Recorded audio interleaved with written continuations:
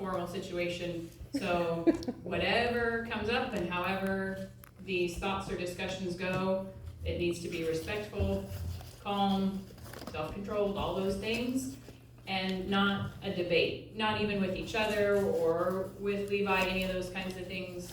We're just here to ask Levi some questions and get those answers so we know more about him. So that's for tonight. Announcement for next week. We are confirmed to have both coroners come next week. So next week is at 5:30. Don't forget, mark your calendars, set some reminders, 5:30 next week instead of 6 o'clock. We'll still go to 8. We'll do the first coroner for an hour. We'll have a 30-minute break, and then we'll do the second one. Bennett is going first, Bird is going second. And there was discussion with them, and they kind of chose where they wanted to be. So that's why the order is what it is. But we'll still have our time one-on-one with them, and that's why we decided to do it this way. Okay? So should we bring little sandwiches? Since we're backing our time. Well, it hit me today that it's also potluck that day. I'm a little concerned on my time turnaround at home, but we'll make it work.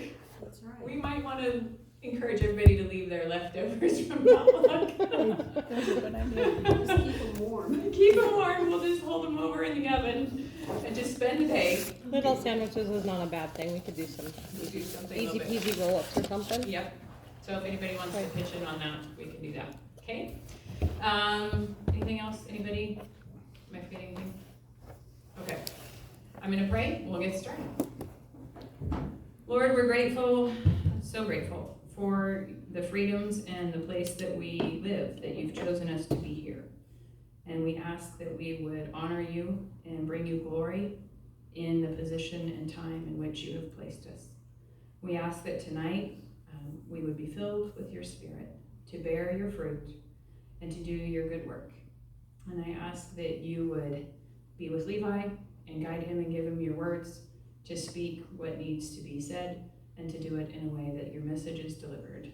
And that we would also have the questions that need to be asked and ask them with great respect and for your determined purpose. In Jesus' name we pray, amen. Amen. Levi, come on. All right. Oh, and Levi's got to leave a little bit early because of 4th of July family stuff. So, 4th of July, what? Yeah, Oh, yeah. you is that know. weekend? Oh, so man. I know, not that none of us are prepared for that, but we're gonna kind of cut it short around 7:15, so we can have a little bit of time if anybody wants to talk to him separate from the group. Okay?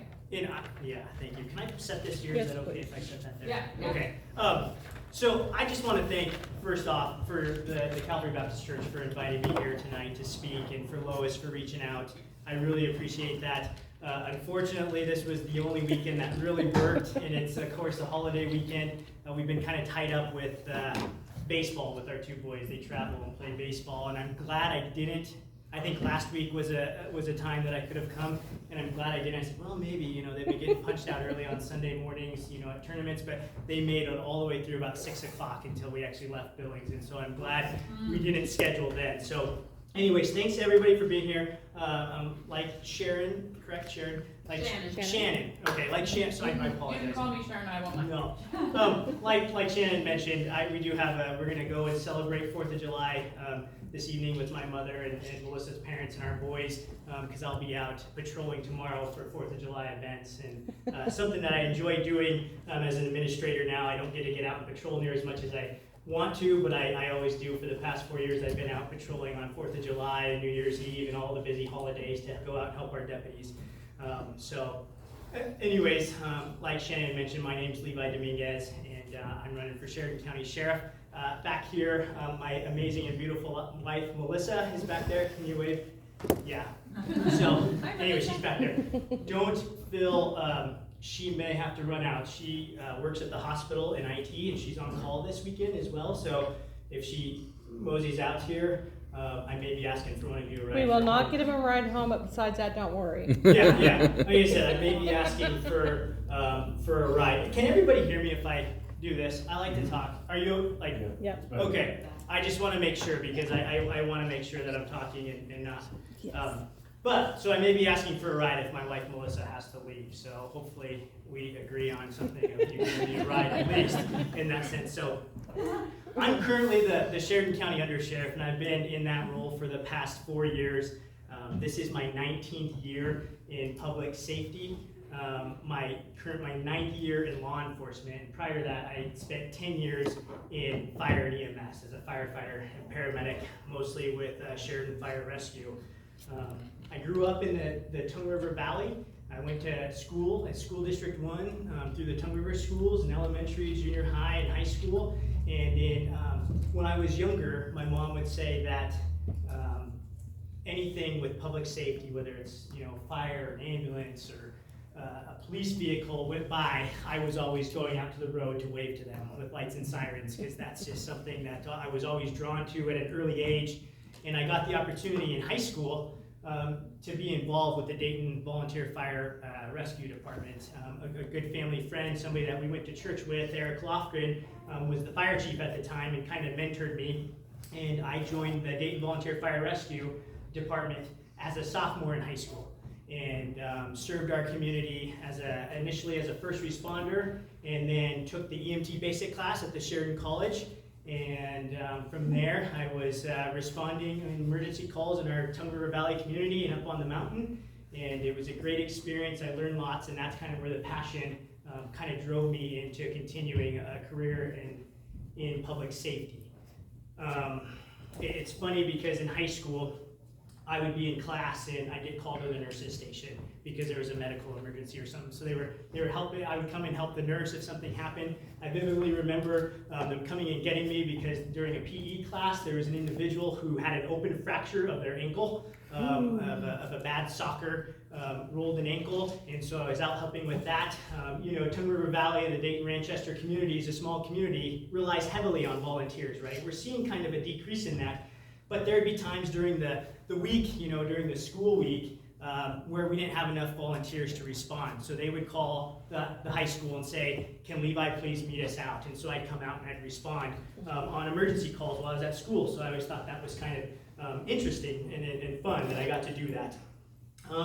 Graduated from Tongue River High School and continued that passion and went on to college at MSU Billings in Montana, and got my degree in pre-hospital care as a paramedic. And I was very lucky and fortunate that I got to come back home and work as a firefighter paramedic with Sheridan Fire Rescue.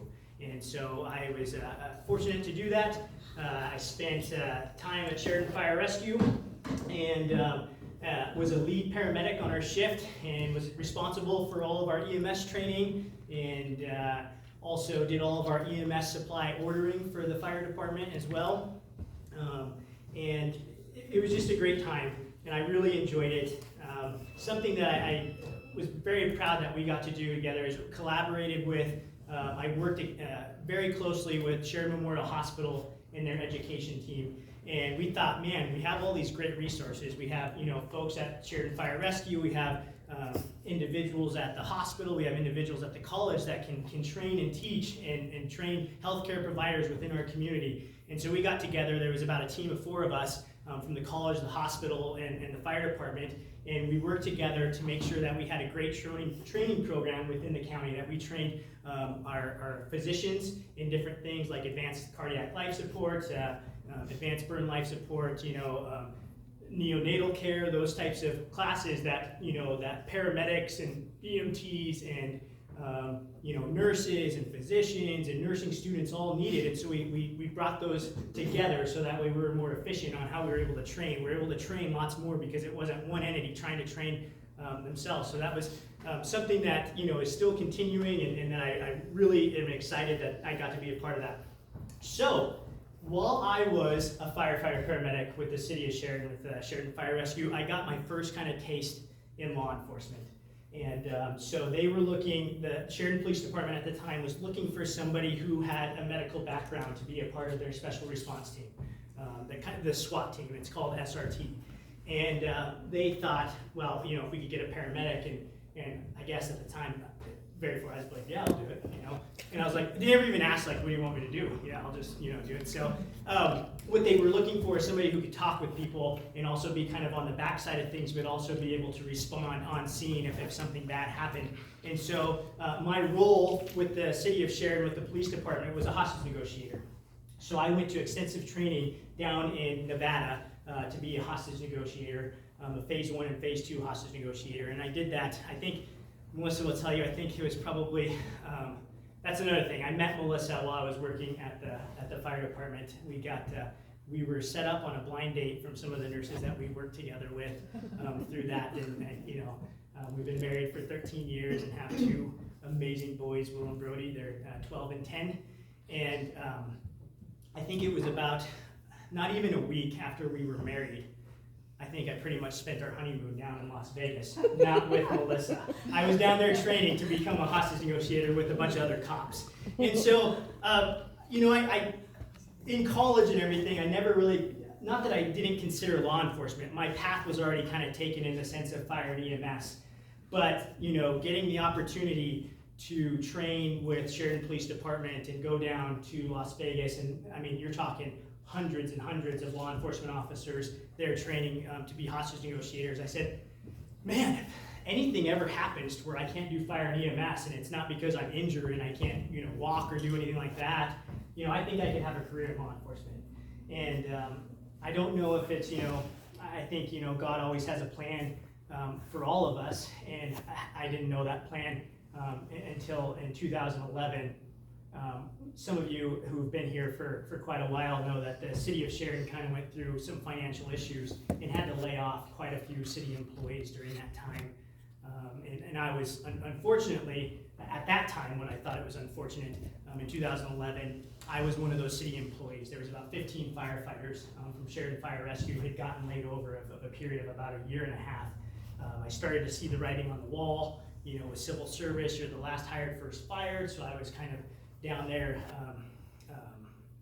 kind of one of the last hired, so I was like, we better start thinking about what we want to do. And so I was laid off with the city of Sheridan. But one thing was apparent. Like I said, I grew up in Sheridan County in the Tongue River Valley. Melissa grew up here in Sheridan. We had a 1-year-old at the time. Will, our oldest, who's 12, was just a little over 1, and I'm I'm driving home without a job, right? And I remember vividly having a conversation with her dad when I went and asked Melissa's dad, for, his blessing to marry his daughter. He looked at me and he said, you're a wonderful, I couldn't ask for anything better to have, you to marry my daughter. You're a great person, and you have a job that I know that is a career that you won't have to worry about, right? And then, gosh, I don't know, 2 or 3 years later, here I'm like, hey, Mark, guess what? I don't have a job. No, but anyway, so what was clear is we wanted to stay in Sheridan County. That was, we wanted to raise our family in Sheridan County. That meant that, Melissa had a great job at the hospital in IT.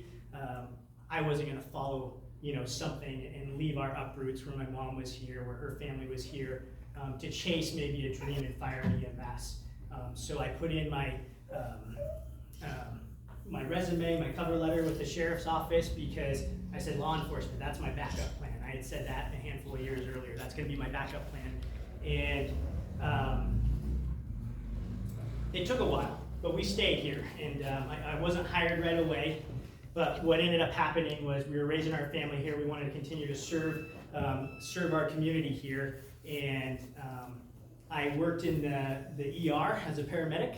And then I was also traveling up to Montana, to Bighorn County, Montana, and I was working as a paramedic up there, commuting back and forth to make sure that we could provide for my family. And I was also elected in 2012 as a Sheridan City Councilor and served. That was back when the city of Sheridan had wards. And so I was a Ward 3 Sheridan City Councilor, and gained a lot of experience working in city and county government. I worked, extensively not only with our city government, but with our county commissioners and county government. I served on various boards with county commissioners and our city councilors and our at-large folks that were appointed in those positions as well. And just a lot of great friendships, a lot of great professional relationships were built during that time as a city councilor.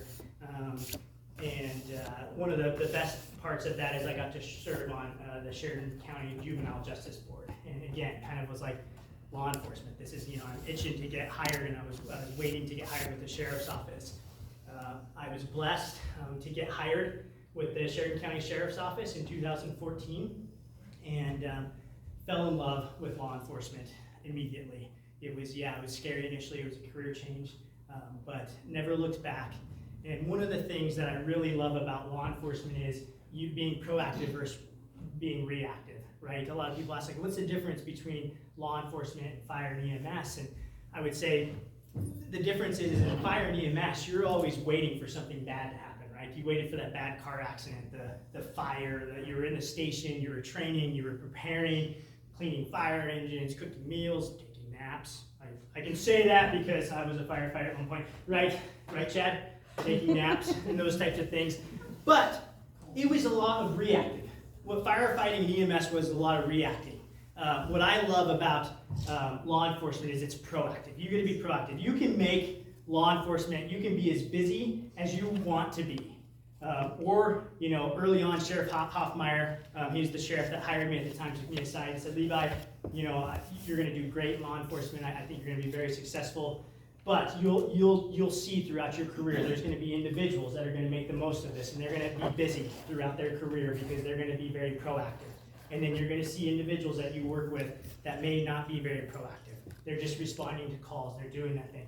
And that's what I love about law enforcement, is the proactive side. That hopefully, with our ability to be out and be seen and maybe stop an individual who's driving drunk and spare that, that DUI car crash where a family is severely injured, or mom and dad have been killed, or a child is killed. Those are the things that are, the utmost, that I feel is being proactive. You're outside and you're hopefully going to prevent something bad from happening. So that way, those firefighters and paramedics and other first responders and hospital folks don't get to see the tragic things day in and day out, that we can prevent some of that from happening. And so that's what I really love about law enforcement. Again, so in 2014, I was hired, and early in my career, I was from the supervisor staff.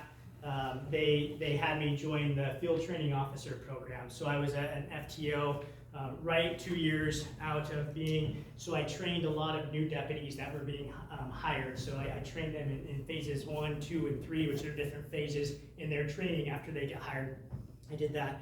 In 2016, I was also individuals throughout the state, our law enforcement professional community, saw that my family and faith was very important to me.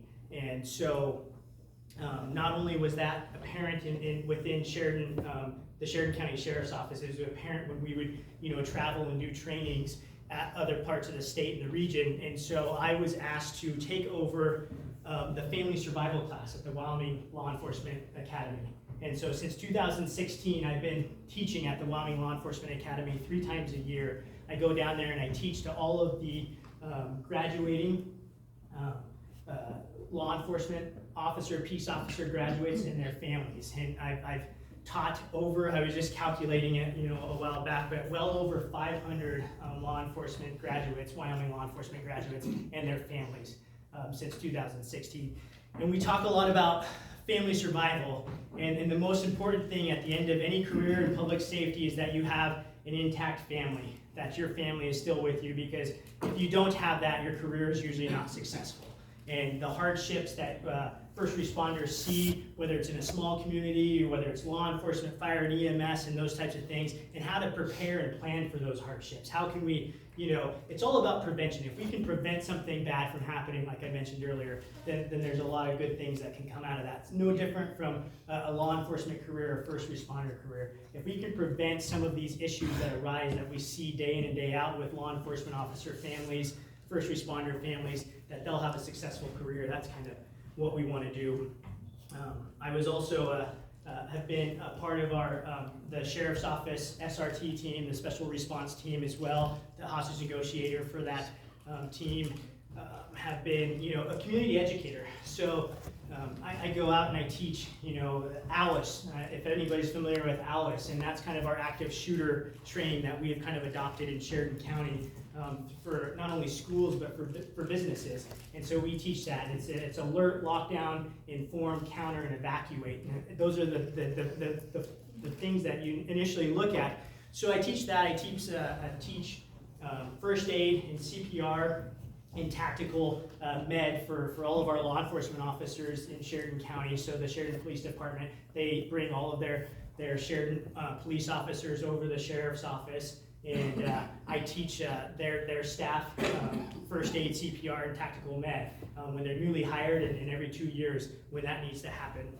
I also teach TIPS. TIPS is it's a kind of a safe server training for liquor license holders, and that's something that is required by Sheridan County liquor license holders, that their servers are trained in identifying when somebody's had too much to drink, too much alcohol, so that way they can, in an effective and safe way say, we're just not going to serve you anymore. That way there's good decisions being made and help them find rides and those types of things. And a plethora of other things that I've done. So I've done that. So Sheriff Thompson was elected after Sheriff Hoffmeyer Sheriff Hoffmeyer retired in the middle of his term. Sheriff Thompson was appointed to finish 2 years of Sheriff Hoffmeyer's term, and kind of when I started really considering, early on when I was being FTO'd, a sergeant of mine, after I was being FTO'd, and I was an FTO, a sergeant of mine said, "Hey Levi, you should one day consider, running for sheriff. I think you'd make a great sheriff." And I was like, geez, early on in my career, let's wait a little bit, and I was like, whatever, I brushed it off, went on my day. The last week that Sheriff Hoffmeyer was in office, and at the office, he's cleaning his stuff out, I was working, he said, "Levi, come over here, I want to chat with you a second." He was getting some water, and he took me into his office. He said, "I'd really like to see you consider running for sheriff at some point in your career, because I think you would do an outstanding job." And I was very, very humbled by that, and appreciative of that and those words.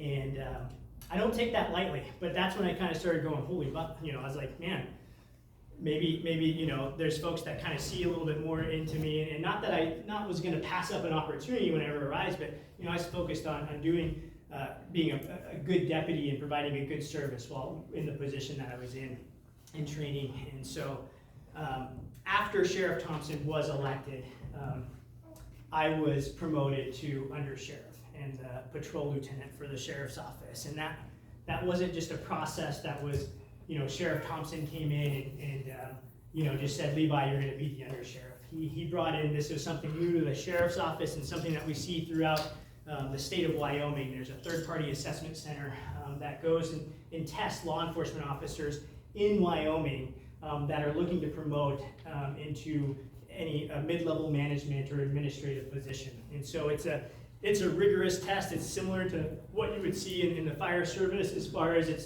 just not one day. You're talking days, you're talking a written test, and then you wait, and then you're talking a 3-day assessment center where they bring in a group of people and they're assessing you on your leadership skills and your decision-making skills and your time management, all within law enforcement and those types of things, and how you can handle that. And then we were also interviewed by community members. And ultimately, there was 6 individuals that put in for the position that I'm currently in now, the Sheridan County Undersheriff, and they were all within, Sheriff Thompson said, "I think we have very well capable staff that we can hire from within." And so there were 6 individuals from the sheriff's office that tested for this position.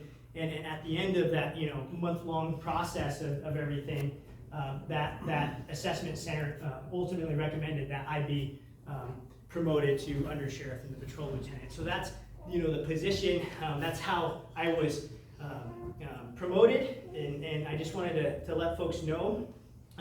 Talk a little bit about kind of some of the things after I was promoted to undersheriff, and some of the things I wanted to see happen and continue to happen was I wanted to make sure that we had a very good understanding and relationship with the community. So I established some community outreach events. Sheriff Thompson will tell you he did not like the names of what I came up with, but one of them was Donuts with Deputies. I don't know if you've heard or seen that, but he's like, "No, Levi, we can't do it." I'm like, "No, we're doing it.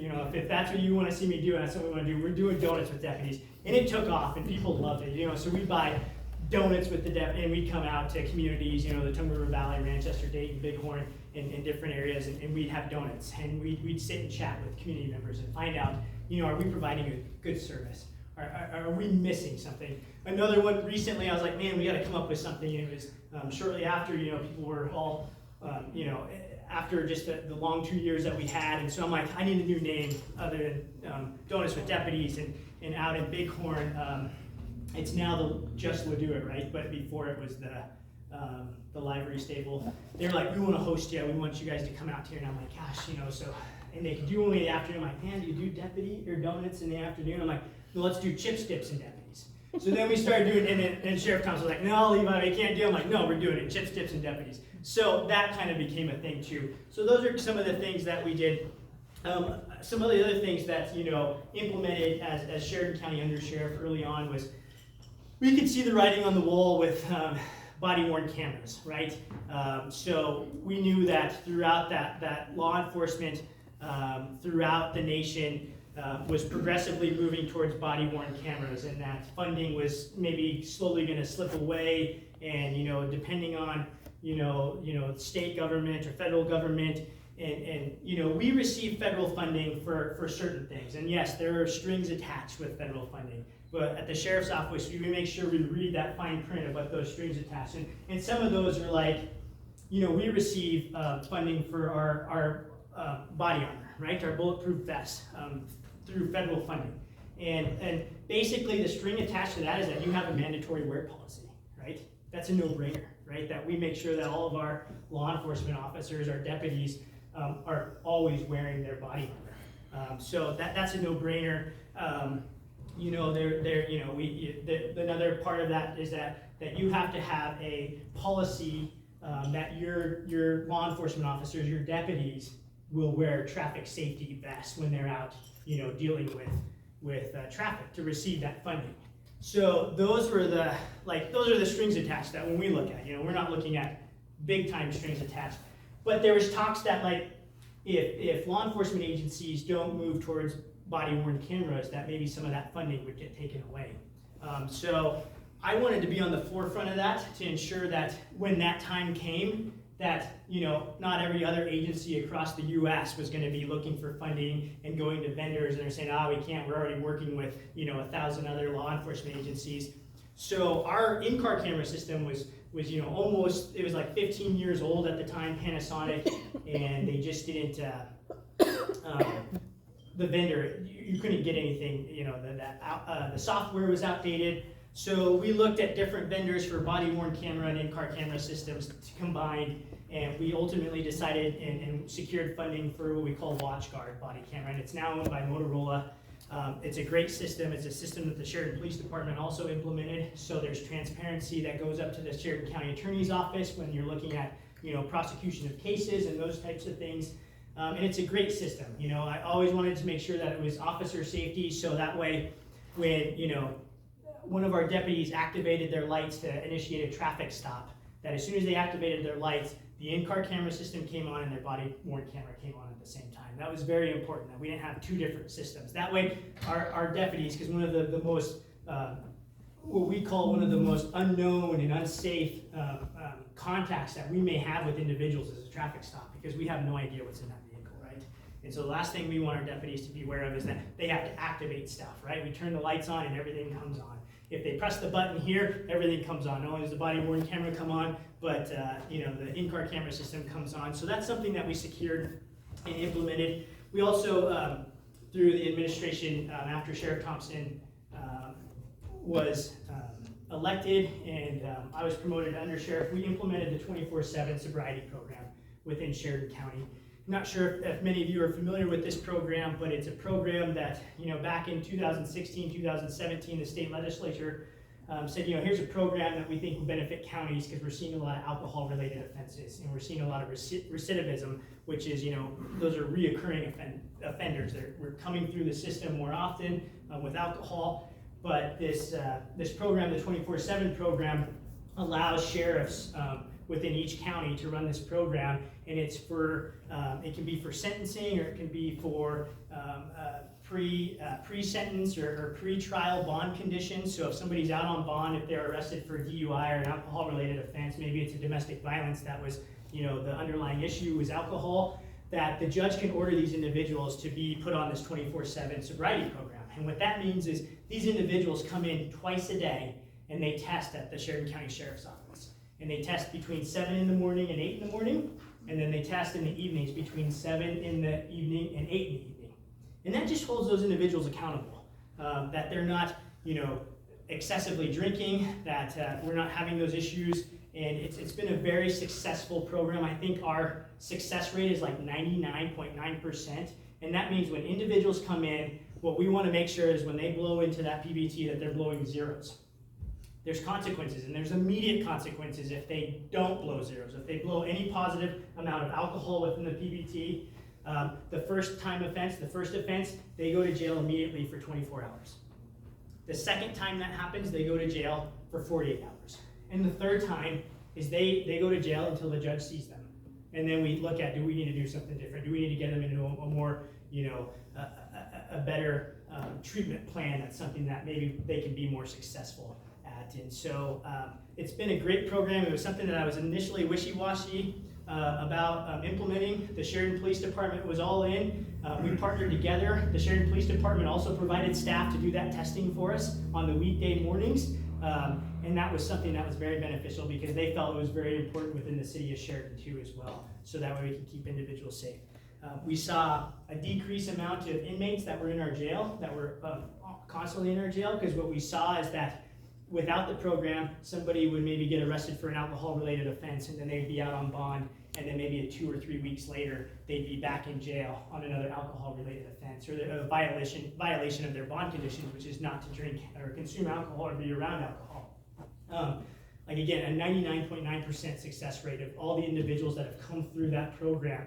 And we've had individuals that say, thank you, this program keeps me sober. This program keeps me being a dad, a mom, a good employee, productive in our community so that I can stay out of jail and I can provide for my family. So those are that's, you can't ask for a better program when you're talking about something being successful. And something that I'm very proud of. Levi? Yeah. Can I just, I don't want to cut you off, but it's Sure. 6:30, and if you need to leave by 7:30, if you want to have some points that you want to hit before we go to Sure. questions so that we can have time for everybody to ask. Yeah, absolutely. Thanks. So what I'll do then is I'll just kind of touch on a couple other things real quick and then we'll move on to questions. If you go to my website at levidominguezforsheriff.com, a lot of this information is in there. I don't want to leave anything out, so it's all there for you to see. You can see things that I've done throughout my career in law enforcement and fire and EMS and those types of things. So don't hesitate to go there, don't hesitate to reach out. With that being said, last October, Sheriff Thompson announced that he was retiring, and he endorsed me to run for sheriff for Sheridan County. And I was very grateful for that endorsement. And with that, there's 3 things that I want to continue to make sure that we do at the sheriff's office, and that's to continue a community-oriented approach to law enforcement. So I want to make sure that our deputies are approachable, they're out, we're doing those community outreach programs, education with the public on what law enforcement can and can't do, where we can be better assistance in the communities. I also want to make sure that we continue to build and maintain those local, state, and federal partnerships that we've had. Our relationship with the Sheridan Police Department is better than it's ever been. And Sheriff Thompson will tell you that since he's been in law enforcement for almost 25 years here in Sheridan County. And we have a great working relationship with the police department. We meet every other week with their command staff on issues that we're seeing in Sheridan County and how we can better help each other and maybe making sure that we're successful in providing the great law enforcement that we have. The last thing that I want to make sure that we do is that I want to make sure that the Sheriff's Office is supporting and facilitating leadership development within our staff, and to make sure that they can be successful in their career, and that our training, specifically within the Sheriff's Office, is relevant and specific to Sheridan County's needs. I think our dollars go a lot farther when we do that. We're not just sending staff to trainings that aren't going to benefit our community. briefly, because I don't want to pass this up, is again, Melissa and I have been married for 13 years. Will and Brody are our two boys. They're ages 12 and 10. We love to be outdoors. We love to go hunting and fishing, bird hunting specifically with our dog Dudley. We enjoy skiing and camping and all of those things that most Wyoming families enjoy to do. Shooting, we recreational shoot and all those types of things. I serve on a few different boards, the Sheridan Youth Baseball Board. I'm the president for that. I coach Little League baseball for the recreation, the rec district, and serve as a member of the Bighorn Lions Club. And so those are the things we do. Out of everything that I talked about, the most important thing to me, of course, is my faith, but is my family is right up there. And you know, of all the successes or the titles that somebody can have, you know, throughout their career, I think it's very important that one, you know, there's a couple things that remain constant is your faith and your family, that your family is constant with you. And so every day I make it a goal that I'm remembered as Melissa's husband and Will and Brody's father. And that's always important to me. So anyways, with that being said, like I said, Sheridan, I apologize for speaking a lot. Levi Dominguez for Sheriff.com. You can find out, like I said, there's a lot of information in there. So, and don't hesitate to reach out. So, can I ask the first question? You bet. This is really important. Looking back at your career and however many years ago, would you go to that training in Nevada again, or would you go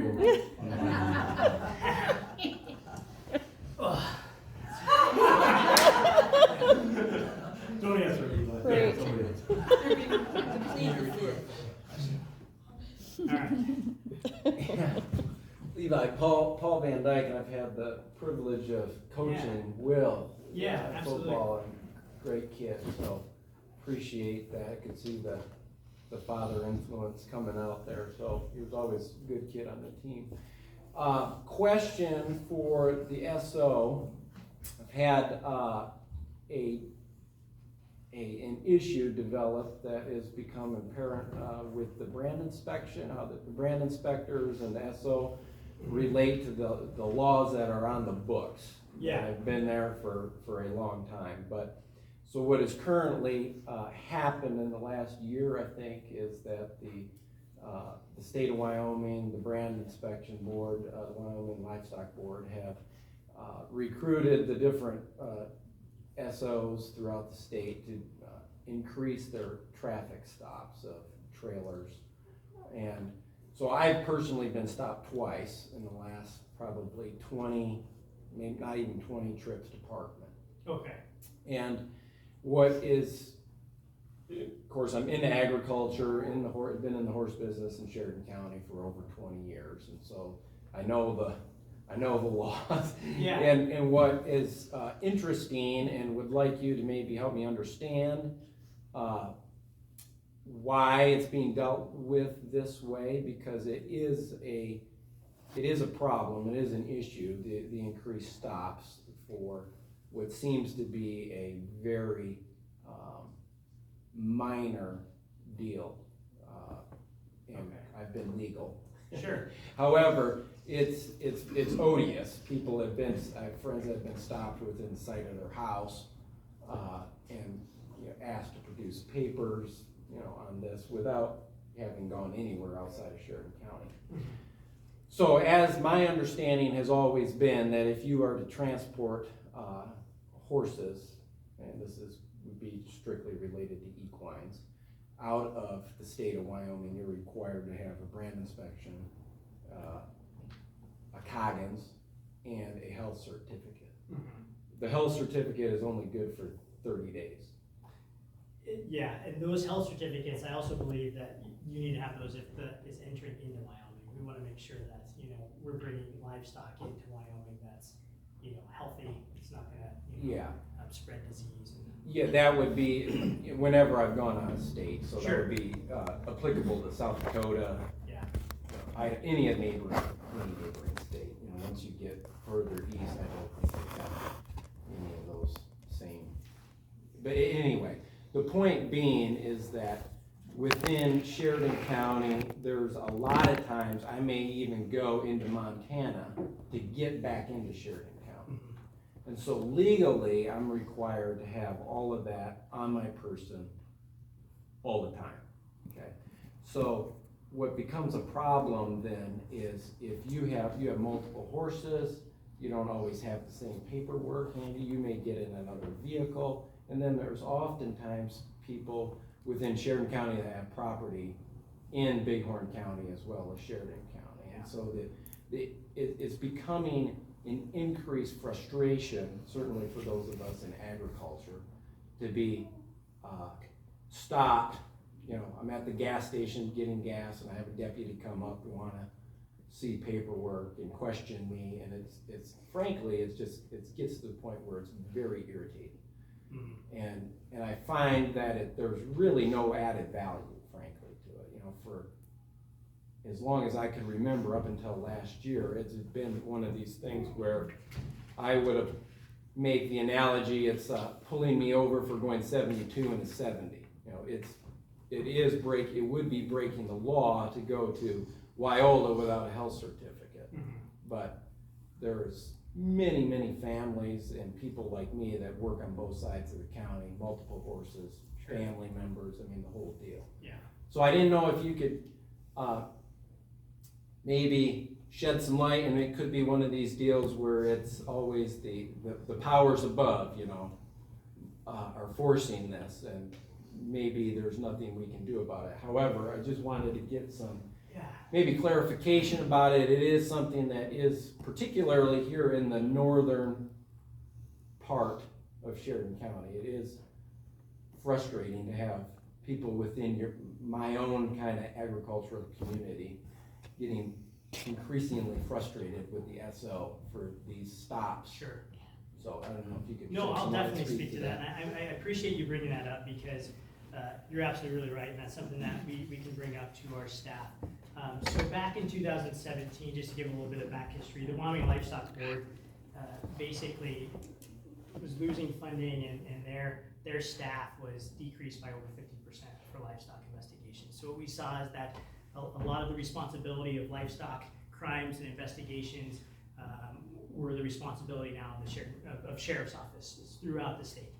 So with that, we also saw there was a little bit of an uptick in livestock crimes across the state and in Sheridan County back in 2017, 2018, and so forth. And so, you know, I'm proud of this program. It's called the Livestock Patrol, but I'm glad you brought this issue up because we can definitely work and figure out a way, you know, to alleviate some of these issues. So what had happened, this program, the Livestock Patrol program, kind of came out, and it was as a result of some of these community outreach events that we had, and it was up in the Tongue River Valley where we were seeing some issues with some livestock crimes and some other rural crimes that were occurring on our rural roads. And so it was brought up that, like, hey, can we get more presence of law enforcement out in Sheridan County, specifically in the rural and ranch communities. And so we started chatting with the Wyoming Livestock Board, and they said, you know, we have some funding that, you know, we could allow sheriff's offices, to patrol kind of specifically more geared towards livestock, cattle grazing areas and those types of things to ensure that maybe we can deter some of these crimes from happening. And so an agreement was made between the Sheridan County Sheriff's Office and the Wyoming Livestock Board, and that went into effect just this past year. I think we started implementing it in November, and so we were seeing some of these, you're probably seeing increased stops. I'll definitely look at seeing what we can do on, like, maybe we can, if it's a name that we can put into the system that we've been, you know, contacted initially. First negative that I've heard from, but I'm glad you bring it up because I want to hear those things. It's been positive throughout the community, our rural and ranch community. You know, our deputies go in and chat with our producers across the county and say, are there issues? Are you seeing anything? Is there anything we can help with? And it's been, for the most part, like I said, first negative comment that I got, and I'm not saying anything bad about that because those are what we want to see. That, yeah, you've been stopped multiple times. Yeah. We can look at that. Just some quick stats with Livestock Patrol since we started that. We have contacted like over 80 producers, like within their properties, not like going on, but like if we see somebody, hey, are things going on? These aren't traffic stops. These are just, you know, having a good conversation with our producers, making sure that those things are happening. You know, we've located 30 different livestock, whether it's cows and those types of things that are out, you know, that shouldn't be out, or those types of things.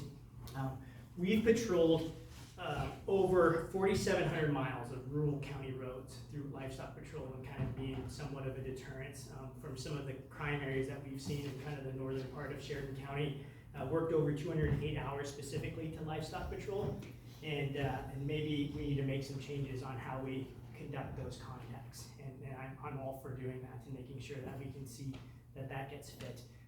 Most recently, we had an individual that was stopped that had no paperwork, got a hold of the livestock investigator, and that livestock was ultimately stolen. That was livestock that did not belong to that person, and so we're seeing a benefit out of this.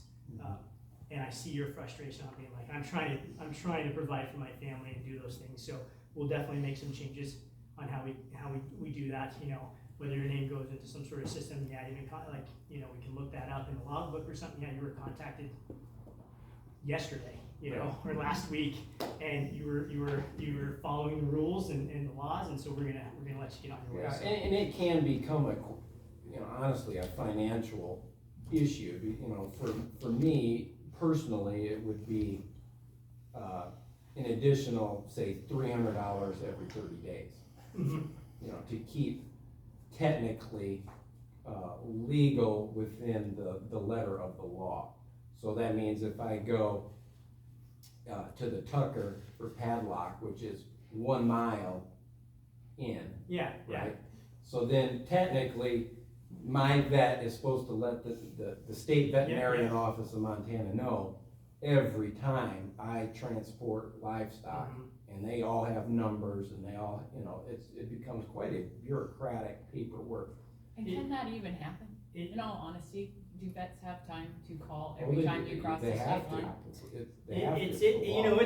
So for our office to do this program, and there's, you know, after 2017, when we saw a decrease in Wyoming livestock investigators by over 50%, you know, we were getting called for livestock crimes and calls, and, you know, that's not really something that, you know, the sheriff's office had dealt with a lot. So we were having to do a lot of research in the state statute, and then when we implemented this program, all of our deputies that are involved in the program, you know, went through a day course of Wyoming livestock, you know, state statute and crimes and things to look out for. So, but definitely something, you know, law enforcement gets to use discretion to a degree. Sure. And so those are things that we can look at. Like I said, maybe we can we'll figure something out. If you can leave your name and number, I'd like to chat with you more about it. Yeah, I also gave it to the last deputy. Okay, perfect. So, yeah, I'd love to chat with you more about that, because this is something, I think it's a program that's gonna be beneficial to Sheridan County, but yeah, it's a new program, so we may have to make changes. Sure.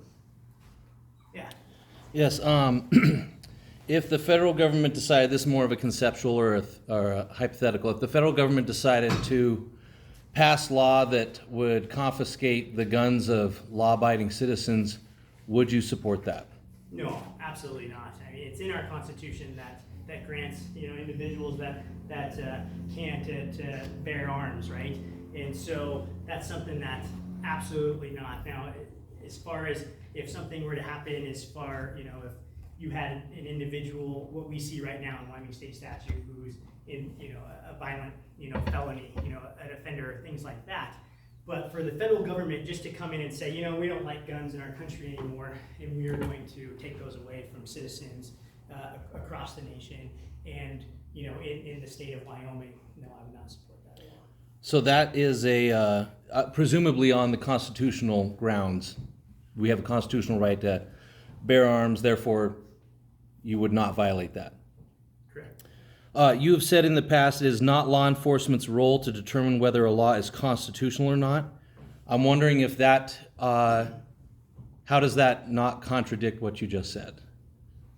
Well, you know, a lot of that is coming from, and we can, you know, kind of get into it right now, but it's talking about those questions have been brought up about COVID and issues that we're seeing, and what's constitutional and not from the executive orders that have been brought down through our Wyoming governor's office on you know, different orders that have been done, and people are saying, well, that's unconstitutional, and where I see it in state statute and within the Constitution, there's a perception that maybe it is and it isn't. And, there's cases going through the court system right now. And when I say it's not law enforcement's role to determine what's constitutional or not, there are some things within the Constitution that it's black and white, right?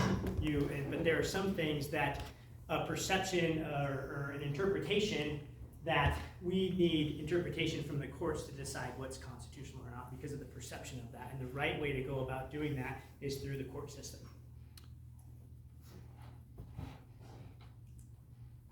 So Levi, this leads right into the next question. Are you going to leave bad laws in place and let it play out in the courts and the legislation, and let them decide, and why?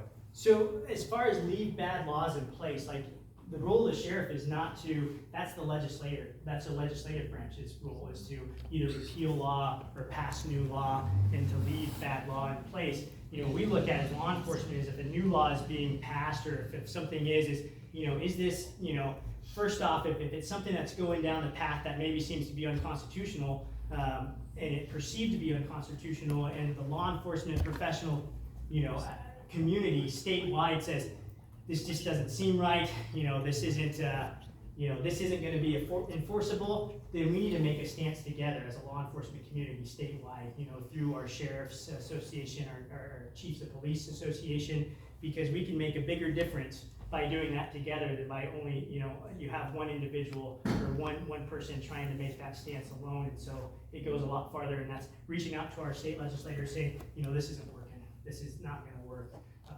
As far as, when you're talking about what's a bad law that you're saying that would be left in place, what's your bad law? Let's go off to the mask mandates, jab mandates.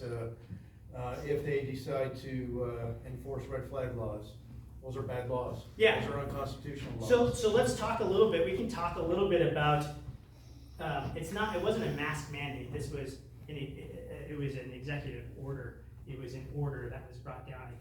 I don't know where the term mandate came from, where that term kind of got thrown out to a degree of a mandate, because people I've heard through different forums that mandates can't be enforced. That's not a lawful order. But if you read all of what had came out with these mask executive orders that required somebody to wear a mask in a certain place or things like that, those were lawful orders, and those were orders that are through state statute, that have come through state statute, that gives the state health department and the state health officer the authority through state statute to put those orders in place for the benefit of community members and for the public during a crisis. So the mandates, and I can give you the state statute if you'd like that. We can talk a little bit about the Constitution of where that's, says that in the Constitution as well. Doesn't specifically say that, but it gives legislation the authority, in that. I think I hear a lot of what the Constitution says is that we have a right to, help me out, the right to... You're talking about healthcare? Yeah. Each competent adult shall have the right to make his or her own healthcare decisions. The parent, guardian, or legal representative of any natural person shall have the right to make healthcare decisions. Yeah, good. So section 38, that's subsection A, right? Let's go down to subsection C. Subsection C. The legislature may determine reasonable and necessary restrictions on the rights granted under this section to protect the health and general welfare of people or to accomplish the other purposes set forth in the Wyoming Constitution. And D, the state of Wyoming shall act to preserve these rights from undue governmental infringement. So undue government, so there is what we're trying to interpret of what is the undue governmental infringement. And so when you look at subsection C and subsection D of that, and then you look at the state legislature has passed law that gives authority to the state health officer to put those orders into place. And now what we're seeing is there is maybe a misinterpretation across our state from one side to the other side. And what is that? That put law enforcement in a really tough position. And I think Sheridan County, we did a great job, the Sheridan County Sheriff's Office. And when I say that there's cases that are going through the court system right now to determine what was the right. Is this, we're going to see if this law that we see and what is put into place within the next handful of months, it's going to come out, and it's going to give law enforcement and it's going to give our state a better pathway on how do we we navigate these in the future. If you don't mind, I mean, I can answer another question, but on that, it was an unprecedented time. Is anybody familiar with qualified immunity? That hasn't really got brought up a whole lot. And I can chat a little bit about that because this qualified immunity is not only for law enforcement, but it's for governmental officials. It can be for city councilors, it can be county commissioners, it can be any governmental employee. We talk about qualified immunity, and what that basically boils down to is when we see, you see it a lot with governmental employees, law enforcement qualified immunity gets thrown out a lot because law enforcement officers have to make split-second decisions, and then what happens is then the courts and prosecutors and people can go back and watch all that happen and take kind of a backseat look and say, man, that shouldn't have been done that way. That shouldn't have been done that way, right? When that law enforcement officer had to make that split-second decision. But it also is for governmental employees too. And it's kind of a 3 to 4 prong issue. And what qualified immunity is, when you're looking at that is somebody granted qualified immunity, governmental employees, if they can be prosecuted because they violated somebody's rights, either criminally or civilly, is that the courts look at this after a complaint has been filed and those types of things, and it's going through the processes through the courts, how it should go through, is the courts look at this, they say, is there, is there clearly established law in place?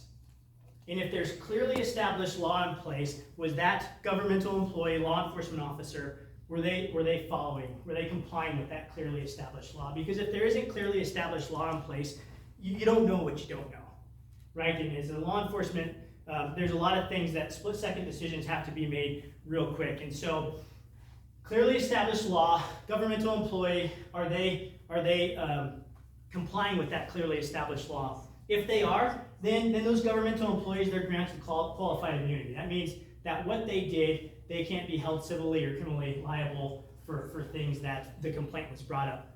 Now let's say that we have clearly established law, but that individual governmental employee was not, complying with that, then we have an issue, right?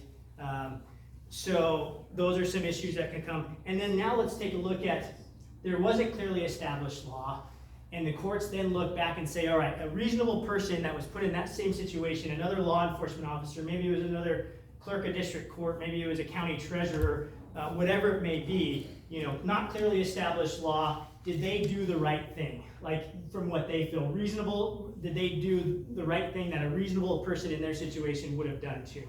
And if so, then those individuals are granted qualified immunity as well. So that's the steps that you take a look at with governmental officials, whether it's law enforcement officers or those types of things, of the steps when something has happened. Here's the best example that I can give you. We talk about our Miranda rights, right? Miranda versus Arizona back in 1966.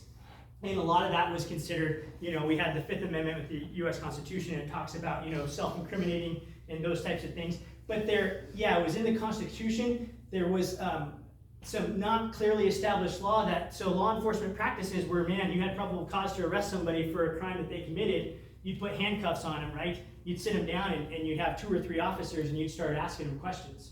And they would say, yeah, I did that, or I did that. Without understanding that they had a right, the Fifth Amendment right, that their Miranda rights, they need to be read, right? You have the right to remain silent. Anything you say can and will be used against you in the court of law. You have the right to an attorney. If you can't afford one can be, appointed to you. All of those types of things. So back in 1966 in Miranda versus Arizona, the courts, it wasn't clearly established at the time, but they said, it went through the court system that, Miranda said, I felt like I wasn't given that, knowing that my statements could be admissible in court because I was being asked those issues. So at that time, the courts cleared that up. Now there's clearly established law that says, all right, if somebody is in either custody or investigative custody, they're not free to leave, and there's authority there, whether it's law enforcement officers, and they're being asked questions, self-incriminating questions, they have to be read their rights per Miranda. Otherwise, you're violating their rights. And anything they say can't be admissible in court at that time. It's inadmissible. And so that's clearly established law. That's case law. That's what we see. When I say I'm excited to see what happens throughout that, because there's interpretations of saying, we had clearly established law because the Constitution, in subsection C says that the legislature can do these things, but then now, we have subsection D, but it's on in state statute that gives authority to the state health officer, the authority to do this. Now we're looking and seeing what can be done. Now that's going through the court system. We're gonna have clearly established law at the end of this, and that's what I'm excited about. Whether it's the right side or the wrong side. I think, Okay, go ahead. sorry. Sorry. Yours is probably better than mine. I'll get you that. Could you just explain to me, in your words, what the role of a sheriff is? You bet. So, the role of the sheriff, within state statute, the role of the sheriff, within state statute, the sheriff has 4 things that the sheriff, he or she, needs to do. And that's initially, you need to keep the peace, right? You need to enforce state statute by keeping the peace. You need to provide and operate a county jail for inmates within the county. You need to provide court security for all courts of record within the county, and you need to serve criminal and civil papers. Now that's what state statute says. Now I say with the role of the sheriff also, I think we also need to be out, we need to be providing good law enforcement services and public safety. We need to make sure that, our staff is given the resources necessary to be successful with providing those services that we have, that, we're doing the things that we're doing, we're listening, that's the role of the sheriff, is to making sure that ensuring that those things are done. You have mentioned your faith a few times. Could you please define that? Absolutely. And So, I grew up out in the Townhall Valley. My name, Dominguez, you might think that I grew up as a Catholic. I didn't. My wife actually grew up as a Catholic and attended Holy Name Catholic Church. I attended the Dayton Community Church.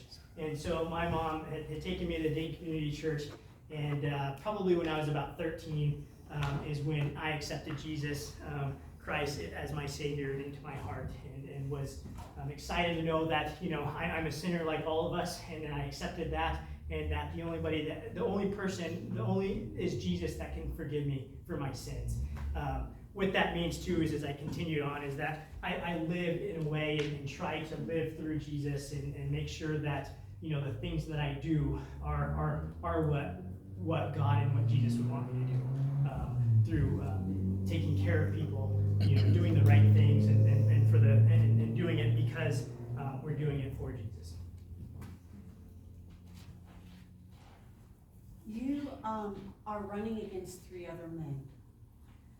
I would be interested in knowing how you would respond if one of those other men won. Well, gosh, I hope that with some of all the great things that I've have been able to accomplish as an administrator and a public servant within Sheridan County, that they would allow me to stay, because you're at the will of the sheriff, right? It's in at will, and so I hope that they don't just boot me to the street, because there I am going back to Melissa's dad saying, hey, guess what? I don't have a job again, right? I don't know if he'd be as forgiving the second time around as the first time. But honestly, we've thought a lot about that and prayed a lot about that, my wife and I. And we knew the times that we were in with the last 2 years that I knew that there was going to be folks running just because of the political environment that we're in. And so we thought, what do we want to do? If I'm not elected, I hope that the new sheriff elected would keep me as an asset and keep me in the role that I'm in as under sheriff, because there would be a very disparity of continuity within the sheriff's office. If Sheriff Thompson retires, you have a new sheriff, and then there's not somebody who's been in that administrative role is no longer within that role, and there's quite frankly be quite a few gaps that maybe need to be filled. So that's my concern, but absolutely I would stay. Can you tell me, in the oath that sheriffs and deputies take, what entities and documents and whatever else is the oath to? Yeah, so the oath that we give our deputies, that they'll uphold and defend the Constitution of the United States and the Constitution of Wyoming. And our oath also goes on to continue that, you know, that person who is taking that oath has not violated any crime to be in the position that they're in, and that they'll serve the duties of their office with fidelity. And that's what the oath that we give our staff and our sworn detention and peace officers with them.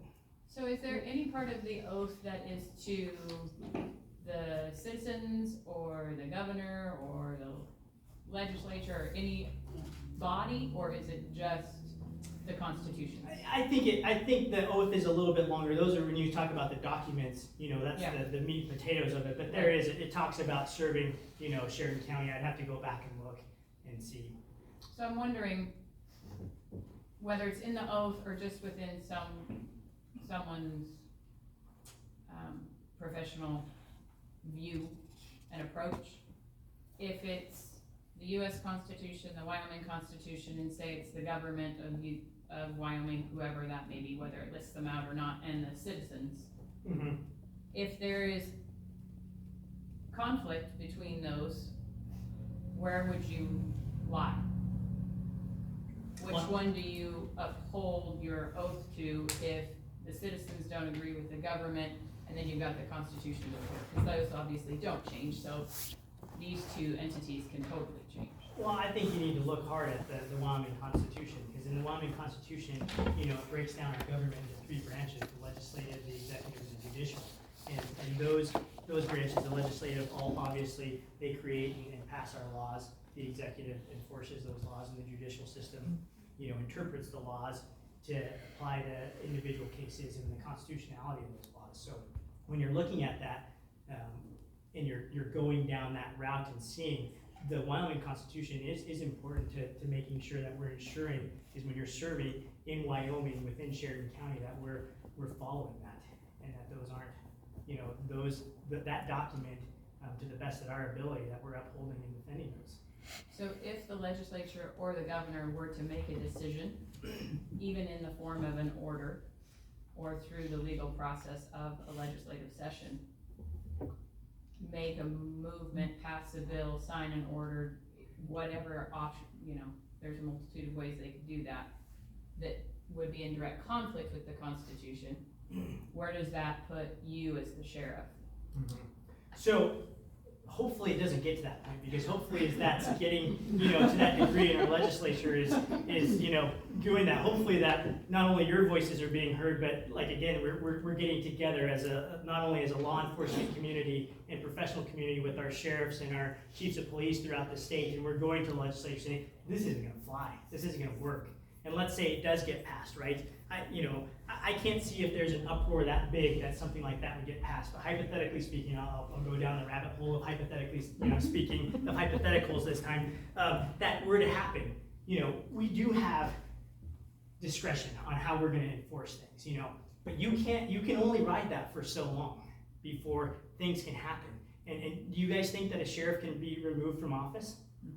They can, right? We've seen it happen. We've seen it happen in 2014, and we've seen it happen in 2017. 2014 in Sublette County, 2017 in Campbell County.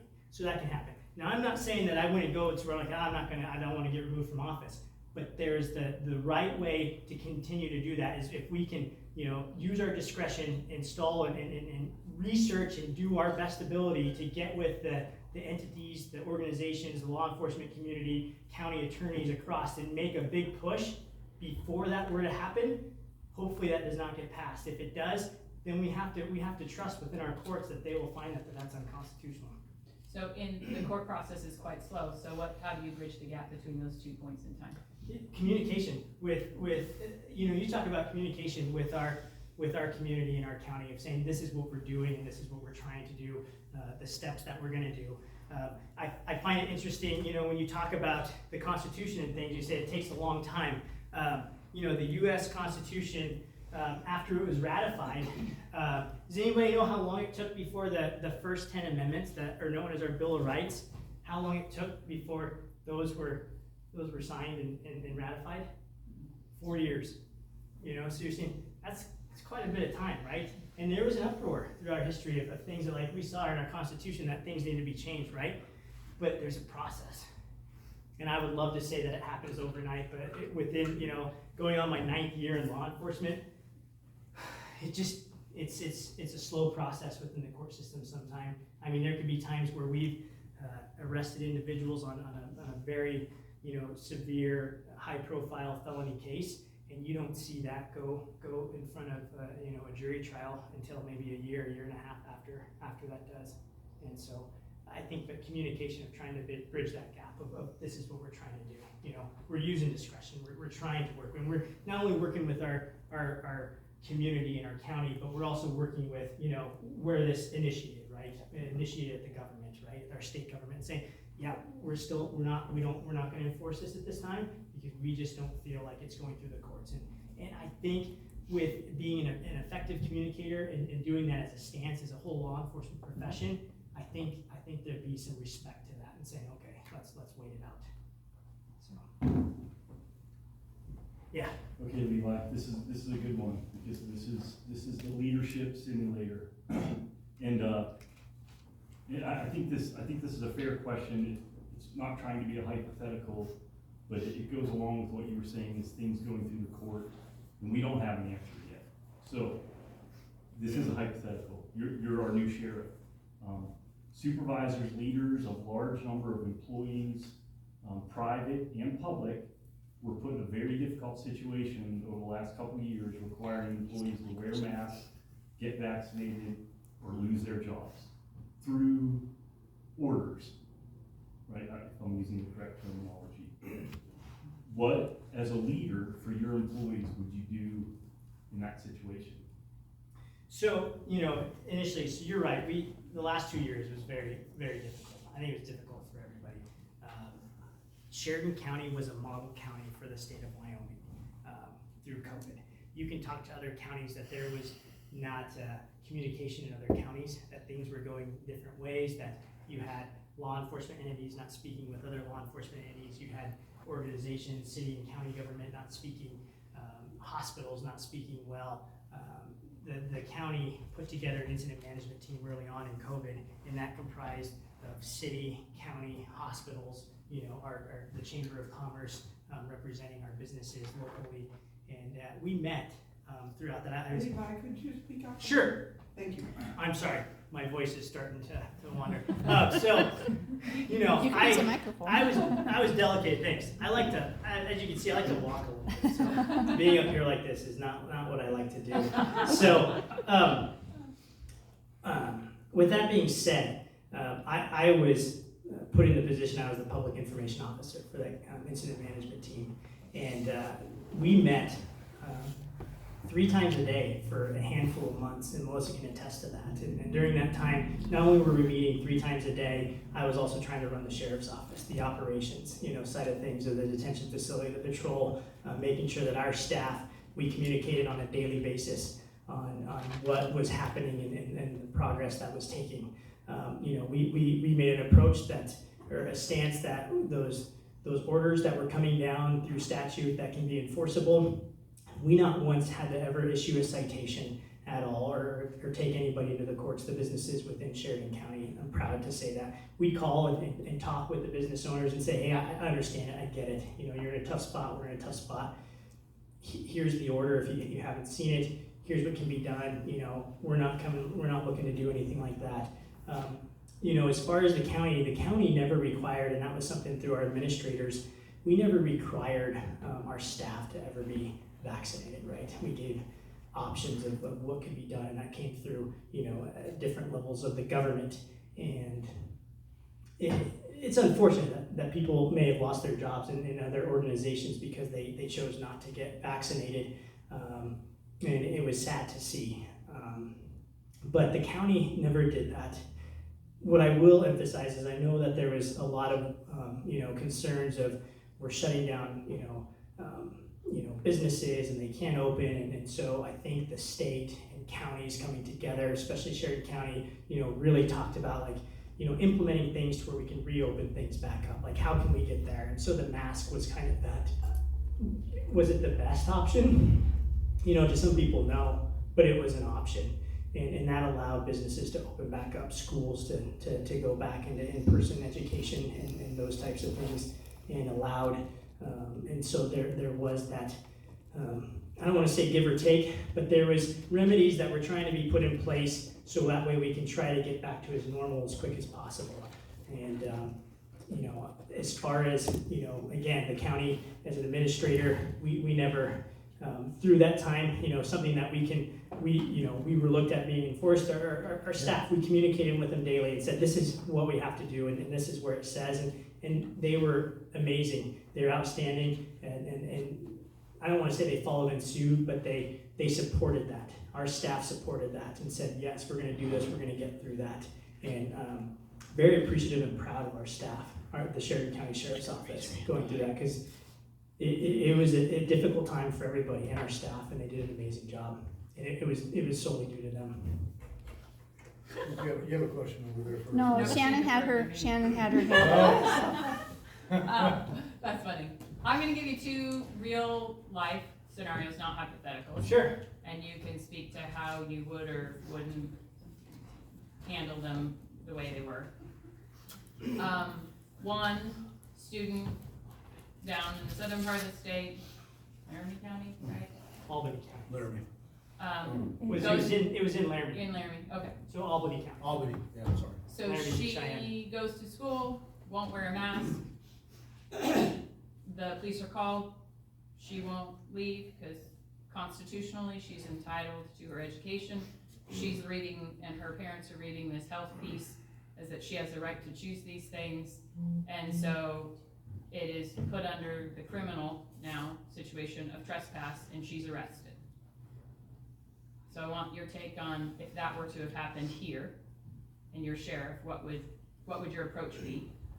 And you could speak to that one, and or you could speak to the things that did happen here, like the restaurant on Main Street or the school district meetings within the city limits, which I do know is a PD thing, but the SO has jurisdiction throughout the whole county, even within city limits. So when those places are toe-to-toe with PD, either make your employees wear masks or you as a parent have to leave because you've mentioned the Constitution in a school district meeting. According to the First Amendment, the school district cannot tell those parents that they cannot mention the US or Wyoming Constitution in their public open forum statement part of the meeting. And if they did, they were asked to stop talking and leave. And if they wanted to speak, then the PD was called, and it was again put into a criminal realm, and they were trespassing, and they would be arrested if they didn't leave. So in both of those cases here, that is the PD jurisdiction, but SO has jurisdiction as well. If either one of those people called the SO and said, my constitutional rights are being violated, I'm being put into a criminal situation here, I'm looking for some help, what would the response be from the SO if you were sheriff? Okay. Well, so let's talk about the first issue initially when you mentioned the student down in Albany County. I'm almost certain that wouldn't occur here in Sheridan County because of our staff. Our school resource officers are amazing. They've done an amazing job. I have the utmost respect and belief that they'll make good decisions on a daily basis. We make sure that our deputies that are put into that role understand their role. And throughout this whole pandemic or COVID, our school resource officers did an amazing job not only communicating with our parents in School District 1 and School District 3, but the community, the school boards, the school administrators, and there was always things that were set in place. What if this, what if that, right? Not necessarily hypothetical questions, but what if something were to happen? Going back to what you had mentioned, and talking about, all right, so if a student refuses to wear a mask, what are we going to do? We want to provide them education. So School District 1, are we setting up, different education plans or getting them situated to where we can make sure that those, and I say we, but that's not the role of the sheriff's office, right? That's the role of the school districts, but we were involved in some of those discussions. At the school district, there was different avenues that could be taken for that. And our school resource officers were aware of that. So that way that communication could be set forth. As far as the school board meetings, we saw early on that, this was a hot topic, right? And was one of those, you know, when we look at it, and you look at the school board rooms of all school district 1, 2, and 3, they're a lot smaller than this room that we're in right now, right? And the you know, the health orders that were coming through the governor's office said you have to social distance, you have to do this, you know, and we saw that people wanted to speak to that. And so it was early on, we had communication with School District 1 and said, this is what we think, you know, is best. And they took our advice on this. We said, you cannot hold your meetings in your regular school board meeting, or your school board room. You just can't. You know, there's gonna be people that wanna come. So they moved those school board meetings to the auditoriums in Bighorn and Tongue River to allow more folks to come in, give them more time to speak, the social distancing, and those types of things. And so that's what was done in School District 1. And those are the things that we communicated with School District 1 administrators. And we were always trying to look in advance of what that happens. You talked about it, the PD and you know, I think there's been candidates that have been saying throughout, I don't know what's been said here, but I think, you know, listening to other folks saying that, you know, the sheriff is the supreme, I don't even know what the term is, right? The supreme law authority figure of Sheridan County. The sheriff and the sheriff's office has jurisdiction within Sheridan County to enforce state statute. I think you need to be concerned when people are saying that I am the supreme law of a county or a state, because you talk about government overreach and those types of things. The folks that are making those statements are probably wanting some authority. And so that's, you know, you have to be careful and cautious and really think about those statements that are being made. Again, the Sheridan County Sheriff and the Sheridan County Sheriff's Office has jurisdiction within Sheridan County. And we've talked about government overreach and those things. You know, the Sheridan Police Department is within Sheridan County, but they have jurisdiction within the city of Sheridan. Now, for the sheriff to come in and say, nope, this is how it's going to be, that's again essentially government overreach. It's government overreach to a municipality. So, you know, those are things, if something's criminally, if the police department is criminally violating somebody's, you know, they have done something criminally wrong, the sheriff and the sheriff's office is going to step in and investigate that. So. Before we ask any more, it's 7:25, and I know we got 5 minutes. Yeah. So, Make it short. Can I ask the last one? I don't care. You guys can rock, paper, scissors over it, or whatever you want to do. Tell this group, being a former public servant, tell this group your finest moment in law enforcement, like the most he's a rewarding current moment public you've servant. had. Huh? He's a current public servant. No, I was a former. Oh, I got it. Okay, sorry. That's what I was like. Because we have those moments, like we do, because this is a servant job, right? So you have one to share with us, like a. Yeah, you know, I do. I have one. I don't share this with a lot of people, but I'm going to share it with you tonight. So early on, after high school, I struggled with alcohol. So alcohol is kind of something that's, you know, alcohol abuse is dear to my heart. It kind of ran through my family. And my dad was an alcoholic. And, you know, I from the get-go, you know, as a kid, I said, man, I'm not going to ever be like my dad. You know, I'm just not going to. You know, he was never at my community events and those types of things. And just wasn't a good father figure. I had a lot of folks that were great father figures to me in the Tongue River Valley that mentored me. So in college, you know, I drank excessively and realized that I had a problem. And so in 2008, you know, I don't know if you'd say maybe I hit rock bottom, but I just said, you know, I'm not going to drink anymore, because if I want to have a family and continue. So January 25th, 2008, I've been sober since January 25th, 2008, and haven't had a lick of alcohol. And so my boys have never seen their dad have a drink of alcohol. And I don't think that upon everybody. My wife drinks, but she knows how to do it in a way that's you know, healthy and can be done. You know, we hang out with individuals, so I don't look down upon anybody that can drink. I just can't do it. In my family, we couldn't do it. I tell you that because I responded to a call early in my career in law enforcement, and it was, I happened to be in the area. I was out in Dayton, and I was patrolling, and it came in that a juvenile, I think it was a kid like age 12 or something, had called in saying that his dad was acting funny and had maybe having a medical emergency. So with my background as a paramedic, I was in the area.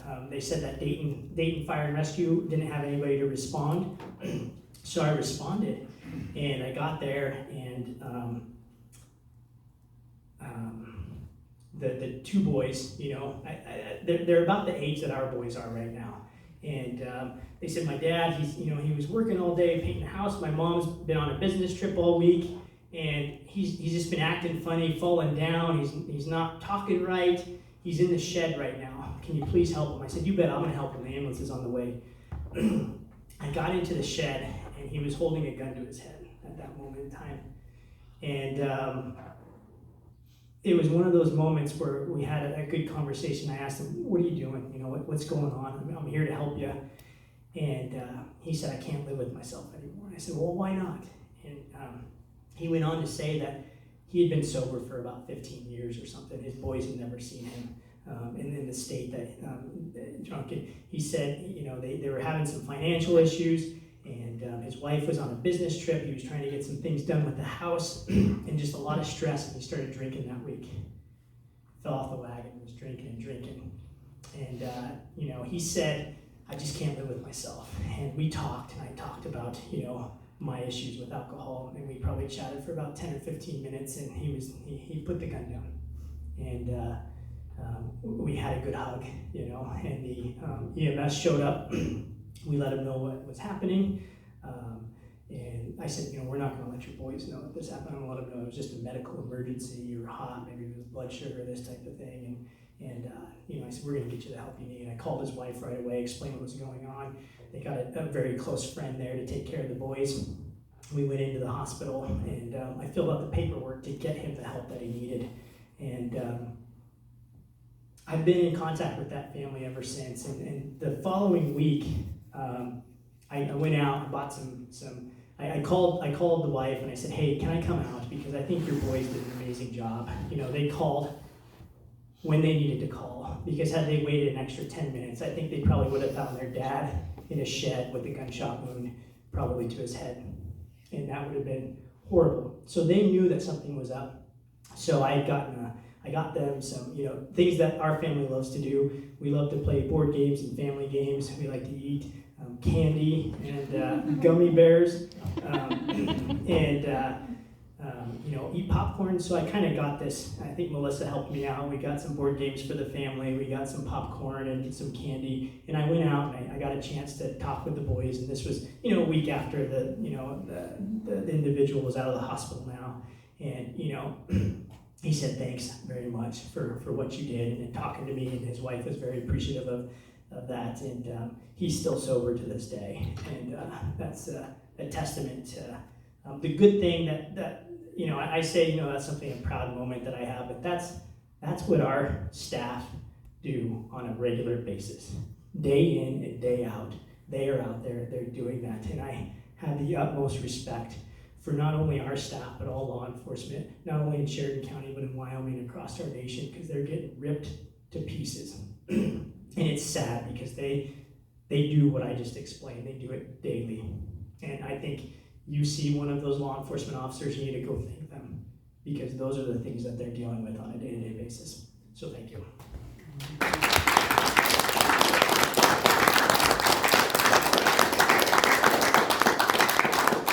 Everybody, you're welcome to stay and mingle a little bit. Those of